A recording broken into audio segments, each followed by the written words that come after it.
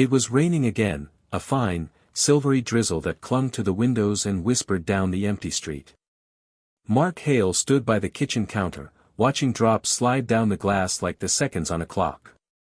It was 10:47 p.m. His wife, Emma, still wasn't home. She had said she'd be late. The new project at the firm, she told him, with that rushed, distracted tone that had become her second language over the past few months. But this was the third time this week. He glanced at his phone again. A message blinked from an hour ago. Don't wait up. Might grab dinner with the team. Love you. He typed and deleted a dozen responses. Love you too felt like a ritual. Where are you really? Felt like an accusation. In the end, he sent nothing. Outside, a bus hissed to a stop at the corner. A woman in a beige coat stepped down, holding an umbrella, but it wasn't Emma. He knew the shape of her gait, the tilt of her head, the subtle confidence of her stride. He used to love watching her walk. Lately, it just made him ache.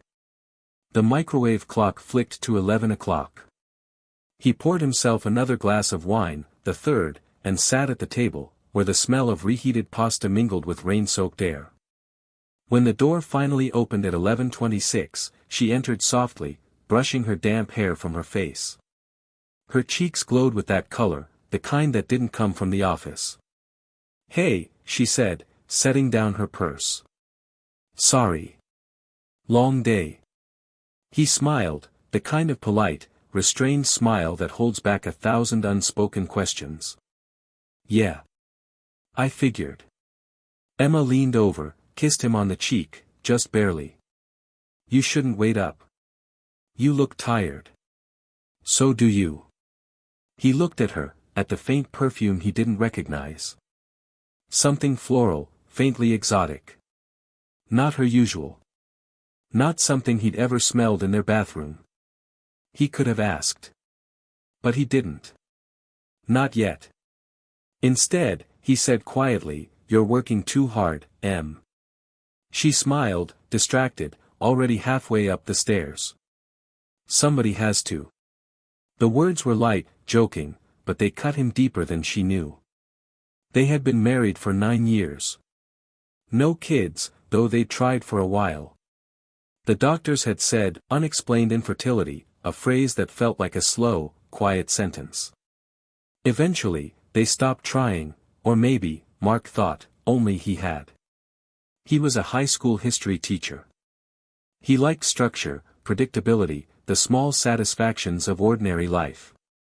Emma was the opposite, ambitious, clever, moving up fast in her marketing firm downtown. Lately, she had begun coming home later. Texting less. Laughing at things she didn't share. The intimacy between them had become a routine of politeness and distance, two people orbiting the same silence. One morning, as she left for work, her phone buzzed on the counter. A text preview flashed for a second before fading. Last night was perfect. Can't stop thinking about you. His heart clenched. He froze. Emma turned back from the doorway. Hey, have you seen my keys? And he forced his expression into stillness. He pointed toward the table. There. She grabbed them, kissed him quickly, and left, never noticing the slight tremor in his hands. He stood there for a long time after the door closed, the echo of that message ringing in the empty kitchen. Mark didn't check her phone that day. He told himself he was above that. But the next night, while she showered, he did. He felt like a thief in his own home, scrolling through messages as the sound of running water masked his guilt. Most were work-related, until he found the name Daniel Carter. The messages were brief, but intimate in a way that words rarely are. Can't stop thinking about last weekend. You looked beautiful in red. Wish you were here instead of the office. There were no explicit photos, no confessions, but the tone was unmistakable. And then he saw a picture, Emma, smiling at a restaurant he didn't recognize, holding a wine glass, eyes soft and unguarded. She looked happy. Happier than she had looked with him in a long time. He locked the phone and placed it exactly where it had been. When she came out of the bathroom, towel around her hair, she smiled at him. "What?" she asked when she saw his expression. "Nothing," he said. "Just thinking." She shrugged and slipped into bed beside him, her back turned, the faint scent of that same perfume lingering in the sheets. He stared at the ceiling, listening to the quiet rhythm of her breath. He didn't sleep at all. Seattle's downtown skyline glittered like a circuit board as Mark drove past her office one evening, heart pounding. He knew it was foolish, like something out of a bad movie, but he couldn't stop himself. He parked near the building, pretending to check his phone as he waited. At 7:43 p.m., Emma walked out, not alone. Daniel Carter was tall, fit, the kind of man who looked effortlessly confident. Mark watched as they stood close by her car, talking, laughing softly. And then, Daniel leaned in, just a kiss on the cheek, maybe, but too intimate, too easy. She smiled, that smile, and he felt the air leave his lungs. They parted. She got in her car, unaware that her husband had watched the whole thing from across the street, hands trembling on the steering wheel. When she came home that night, she said, "We ordered sushi for the team. I might have eaten too much." He just nodded. And for the first time in his life, Mark Hale lied too.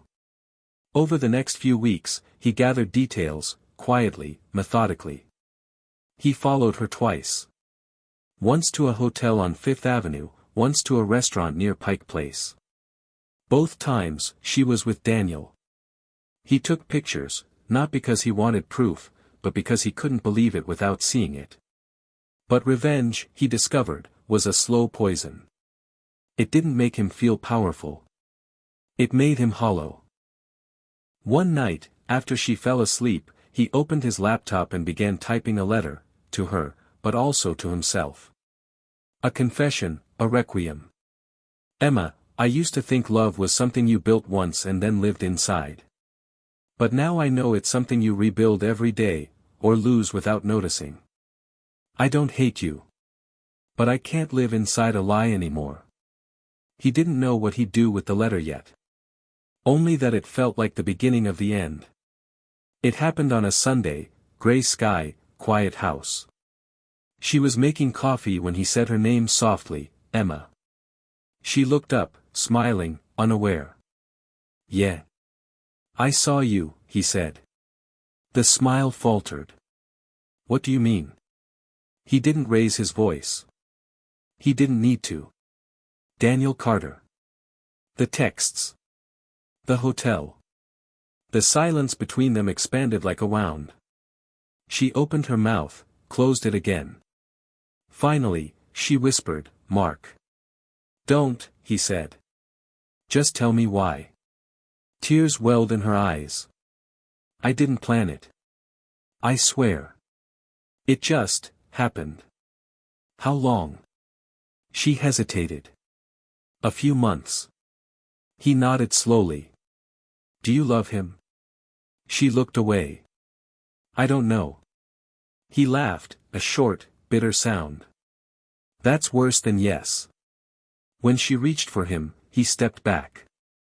"Don't touch me," he said quietly. She moved out 2 days later. No shouting, no broken plates, just the sound of her suitcase wheels on the hardwood floor. He didn't stop her. Didn't ask her to stay. Weeks passed. The house became unbearably still. He deleted her number, but sometimes, late at night, he found himself scrolling through old photos, her laugh, her freckles, the way she used to lean into him on rainy mornings. Seattle kept raining.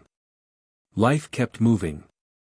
And one night, as he walked home from the grocery store, he saw them, Emma and Daniel, holding hands at a cafe window, laughing. She looked different. Free. He didn't go in. Didn't shout. He just stood there, watching through the glass until the laughter blurred with his reflection. Then he turned and walked into the rain, carrying only a paper bag of groceries and the heavy, clean silence of a man who has finally stopped waiting. A year later, he moved to Portland. Started teaching again. Bought a small apartment near the river.